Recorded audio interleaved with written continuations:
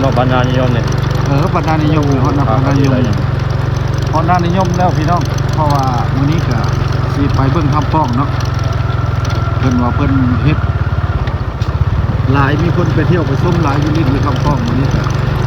สิพาพี่น้องไปเบิ่งเนาะเพราะว่าค่อยมาปีกายนี้ทีนี้สิเป็นจังได๋ไปเบิ่งกันพี่น้อง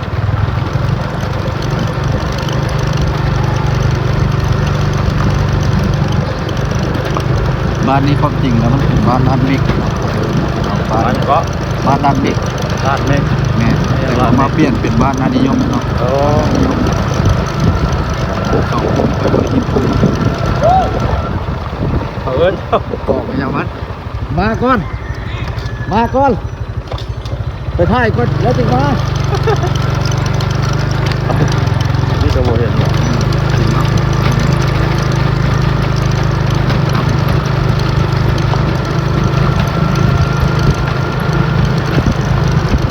นี่ก็ส่วนมากเป็นกาเด็ดหน้าตาสมัยคนมากเป็นส่วนมันส่วนกล้วยนะเป็นรักเพราะว่ามันเป็นภูเขาไปที่ไปหัวมือวัดหัวมือวัดที่ใช้หัวขึ้นแล้วขึ้นวัดหัวมือไก่วัดไปหมดลงทางแล้วพี่น้องรอดตลงทางเข้าไปประมาณอยู่2 โล 3 โลนี่แหละประมาณนั้นแต่ว่าผ่านของไทยของมันก็ไม่ได้แท้เนาะไปทำกองเนาะเที่ยวได้อยู่บ้านนี่แข่งวัดนี้จะเป็นวัดป่าได้คนนี้ป่าวัดป่าไม่เพราะว่าเนี่ยข้างมันจะลึกกันเลยประเทศไปทำกองซะก่อน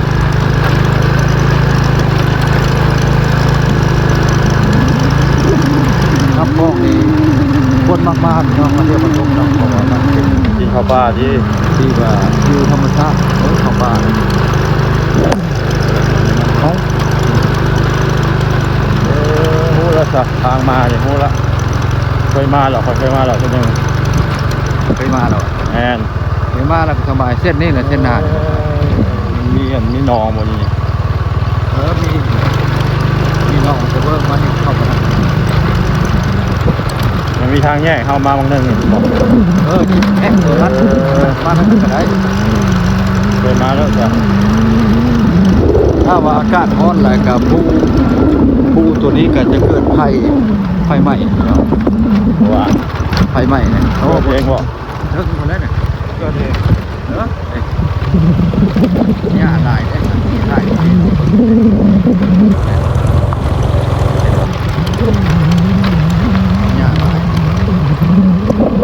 มันก็เกิดไฟนะไฟโมลายดอกไฟลามมันก็กระยานนะนี่ไม่เองแดงๆแม่นนะถ้าเข้าสิไปก็พวกเราพานั่นน่ะโอ้พาตัวไก่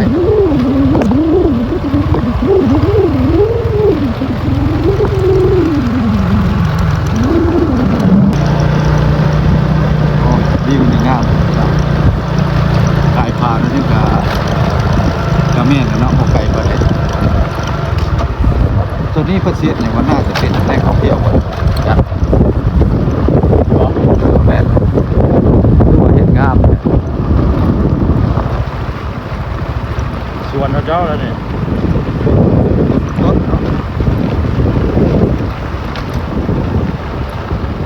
นี่ยังเที่ยวเขาขึ้นมาเนาะ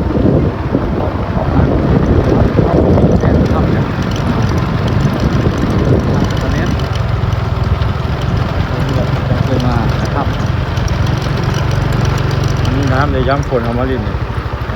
ตัวนี้มันคือไก่ห้วยข้ามห้วยเป็นห้วยน้อยเป็นลูกเรือแบบนี้ที่เขาเล่นตู้แล้วตู้ไก่เครื่องแม่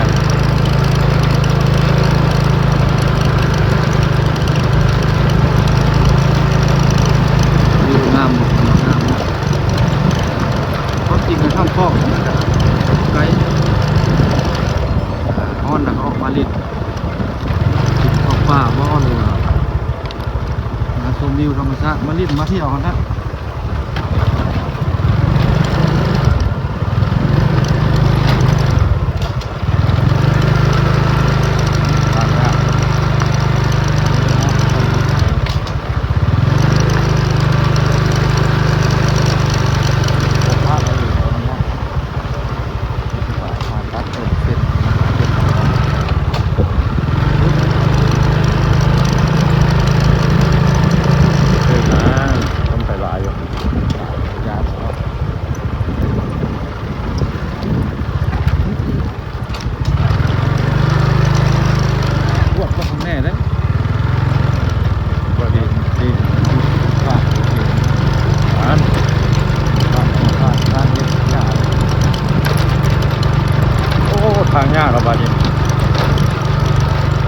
ได้อยู่คนเขาเจ้าเที่ยวหลายอยู่ พอดเลยพี่น้องโอ้นี่ครับเป็นมาทำกล้องเรียกว่าไก่ก็ธรรมดาไก่แล้ว ครับกล่องมันทะลุแต่ว่าฟังนั้นเนาะ เพิ่นจะเงินมาทำกล้องตอนนี้เลย อ๋อ จ้ะยอดถ่ายวิวเพิ่นเบิ่งครับ โอ้โหงามเลย ป้อตัวทำป้องเนาะมาบานี้มันแห้งงามวิวพี่น้องสิพาพี่พ่อน้องเลาะเบิ่งบ่แปลงสิพาพี่พ่อน้องเลาะงามหลายโอ้อ๋อตัวขักอันนี้นกก็หลายพี่น้องโอ้ตาม่วนตาอ่อนซ้อนเนาะ สั้นพร้อมเด้อ ป้อตัววิวทำป้องนี่บ่แม่นธรรมดาพี่น้องมาพบกันอีกกับในทำป้องไก่อันนี้มาเนี่ยนะบอลพอแปลงถ่ายมานี่เนาะเขาบอลท่องเที่ยวเขาสิพาพี่พี่น้องไปเลาะเบิ่งแม่นแรกท่องเที่ยวแล้วก็จะสิเฮ็ดนี่เริ่มเฮ็ดเลยนี่มาสองคนคือเก่ากับบ่สอนเพิ่นบ่ได้บ่สอน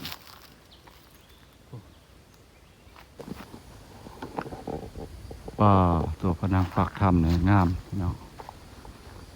อันนี้มันภาคเบื้องภาคมาพี่เนาะเฮาข้ามมาเอาด้านพี่แหละตัวนี้คือว่าฮอดจุดทำป้องแล้วเฮาสิพาพี่พี่น้องเข้าไปเบิ่งในตัวถ้ำมันว่าสิมีอย่างกันแน่เปลี่ยนแปลงเนาะเพราะว่าเฮามากับพี่กายนี้คนหลายมันเพิ่นเมื่อแล้วพี่น้องเบิ่งเสียงนกอยู่เทิงผาพี่น้องโอ้นกฮอดจุกได้ยินบ่พี่น้องจะนกกินมันให้หลายนี่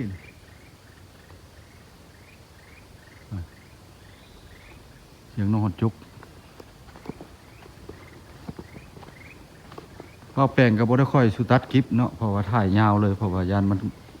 ขาดบรรยากาศถ่ายบริเวณถ้ำจุดประสงค์ก็มีก็มาถ้ำป้องนี้อยากให้ FC ได้ครับฮู้เนาะผู้ประทานฮู้ผู้ติดตามเก้าติดตามไม่ก็ให้เข้ามาเบิ่งเป็นชั้นเป็นลึกอยู่ผู้ชม